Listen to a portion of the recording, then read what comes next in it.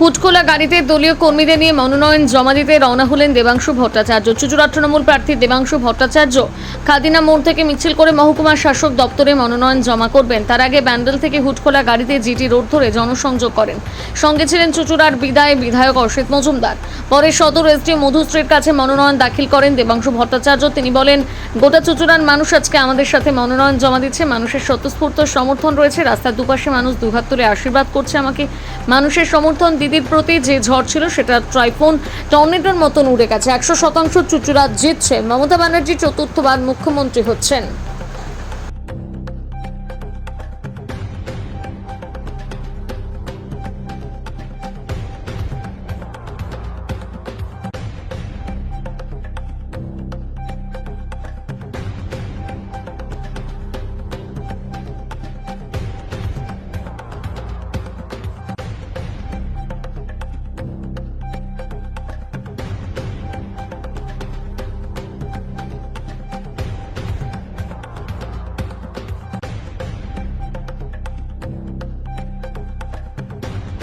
আজকে তো গোটা ত্রিপুরা মানে গোটা চুঁচুড়াই হিসাব মতো আমাদের সঙ্গে মনোনয়ন জমা দিচ্ছে। আজকে যে রাস্তা দিয়ে আমরা এলাম তাতে আপনারা দেখেছেন মানুষের স্বতঃস্ফূর্ত সমর্থন। শুধু মিছিলের ভিড় নয়, শুধু মানুষের ভিড় নয়, দুধারের মানুষের যে দুহাত তুলে আশীর্বাদ, আমার চেয়ে বেশি আপনারা চাক্ষুষ করেছেন। তো স্বাভাবিকভাবে মানুষের সমর্থন দিদির প্রতি, মমতা বন্দ্যোপাধ্যায়ের প্রতি। আমি আবার বলছি, যেটা ঝড় ছিল সেটা টাইফুন, সেটা টর্নেডোয় পরিণত হচ্ছে। ফলে তার প্রার্থী হিসাবে মনোনয়ন দিতে এসছি আজকে। মানুষ যেন দুহাত তোলে কোলে করে আমাকে অ্যাডমিনিস্ট্রেটিভ যে বিল্ডিং সেই অবধি পৌঁছে দিয়েছেন। তো খুব ভালো লেগেছে, সত্যি আবেগতাড়িত। 100%, 100-এর চেয়ে বেশি কিছু হয় না বলে বললাম না। আমরা আশাবাদী তৃণমূল চুঁচুড়া জিতছে, মমতা ব্যানার্জি বাংলার চতুর্থবার মুখ্যমন্ত্রী হচ্ছেন। এটা বিধির বিধান, কেউ খণ্ডাতে পারবে না। দাদা চুঁচুড়া বিধানসভায় প্রায় 11,000+ নাম বাদ দিয়েছে। রাজনৈতিক বিশেষজ্ঞরা বলছেন তাদের বেশিরভাগই মহিলা আর মুসলিম তৃণমূলের ভোটার। অথচ সেই রাজনৈতিক বিশ্লেষকরা এটা বলছেন না, তার মানে এটা বুঝে ইচ্ছা করে করেছে। এদিকে তারা বেছে বেছে বলছে তৃণমূলের ভোটারদের বাদ দিয়েছে, আর সেই বিশ্লেষকরা এটা মুখ ফুটে বলছেন না, তার মানে এটা পলিটিক্যালি করেছে, নির্বাচন কমিশনকে পলিটিক্যালি চালনা করেছে। তাদের তো এটাও বলা উচিত। আমরা প্রথম দিন থেকে এটাই বলছিলাম যে বিরোধীদের ভোটারদের বাদ দাও। আমি বলছি 10টা ভোটার কেটে আপনি 7টা করবেন, 7টাও বাংলার ভোটার। গুজরাট থেকে না এখনো ভোট করাতে পারেননি। দেখা যাক, খেলা হবে, খেলা হবে, খেলা হবে। ভোটের জন্য আরো বেশ কয়েক পর্যায়ে ভিন রাজ্যের পুলিশ আনছে নির্বাচন কমিশন। ভোট তো পুলিশ দেবে না। ভিন রাজ্যের ইউপি বিহারের পুলিশ কি ভোট দেবে? এসে দেবে না তো। ভোট তো বাংলার মানুষ দেবে। তো বাংলার মানুষের ভোটেই সরকার হবে। ঠিক আছে।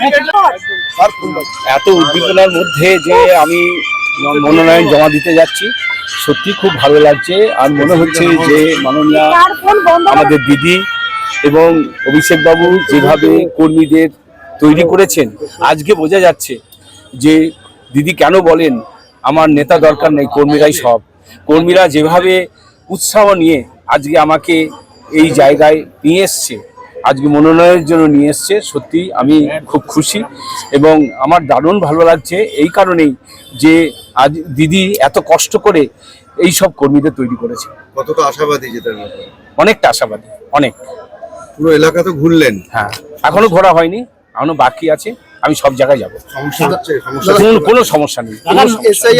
পর্যন্ত দিতে চলে আসলেন, এখনো পর্যন্ত কোনোদিনই কিন্তু বিধায়ককে আপনার সঙ্গে দেখা যায়নি। কোন কে? তার সঙ্গে কথা বলেছি, আর তিনি আমার সঙ্গে হাঁটতে পারবেন না। কালকেই বিধানসভায় দেখা হয়েছে, কালকেই বলেছি যে দাদা আমি মিটিং করলে তোমাকে ডাকবো, বা তুমি তো বলেইছো আমাকে যখন ডাকবে আমি যাব। সেই জন্যই আমি এখন হাঁটছি, তোমাকে ওই হাঁটার মধ্যে নিয়ে গিয়ে বিপদে ফেলবো, সেই জন্য আমি মিটিং করলে তোমাকে আমি ডাকবো। দাদা এই খেলাতে বিশেষ কিছু টিপস দিয়েছে, বিশেষ টিপস ওই আমাকে যখন মিটিং হবে তখন বলে দেবে। কালকেই বলেছে যে আমাকে যখন দরকার তোমার প্রয়োজন বা তুমি আমাকে ফোন করবে, আমি তোমায় বলবো। আমাদের সঙ্গে সম্পর্ক আপনারা যতই চেষ্টা করুন অন্যভাবে বলার, কিন্তু আমরা কিন্তু সব এক জায়গায় আছি। প্রধান প্রতিপক্ষ কাকে মনে করছে? প্রধান প্রতিপক্ষ মনেই হচ্ছে না, আমি তো বুঝতেই পারছি না, দেখতেই পাচ্ছি না। কিন্তু প্রচুর লোকের নাম বাদ করে ওইটার জন্যই মানুষ বিতশ্রদ্ধ। মানুষও বুঝতে পারছে যে আমাদের এসআইআর করে কে বাদ দিয়েছে, আমাদের বলতে হবে না। মানুষ সেই জন্য আমাদের পাশে। এবং মাননীয় মুখ্যমন্ত্রী আমাদের দিদি বলেছেন, অভিষেক বাবু বলেছেন, যতদিন একজনও বাকি থাকবে আমাদের এসআইআর যদি নাম না ওঠে আমি ছাড়বো না। আমি লেগে থাকবো। दादा जिनका नाम नहीं वो उसका क्या वोट लगेगा दादा? সব বললাম তো, একটা কথাই তো হয়ে গেল যে দিদি সব সময় চেষ্টা করবেন তার যেন একজনের নাম বাদ যায়, এবং এটা তৃণমূল বলে নয়, কোনো মানুষের যেন এক নাম বাদ যায়। সেটা তো একটা এফেক্ট হয়ই, কিন্তু এখন তো কিছু করার নেই, সিস্টেম যা করেছে।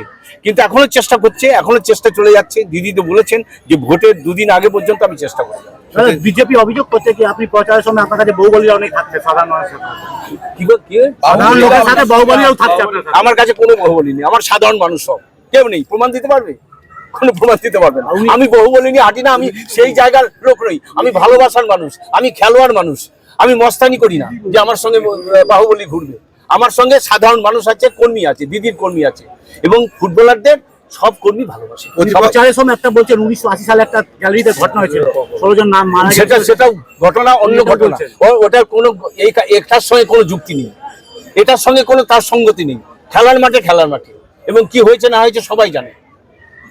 আপনি এখন এই তুলে মানুষের মধ্যে একটা ক্ষোভ তৈরি করবেন, কোনো মানে হয় না। আপনারা প্র্যাকটিক্যাল ভাবুন।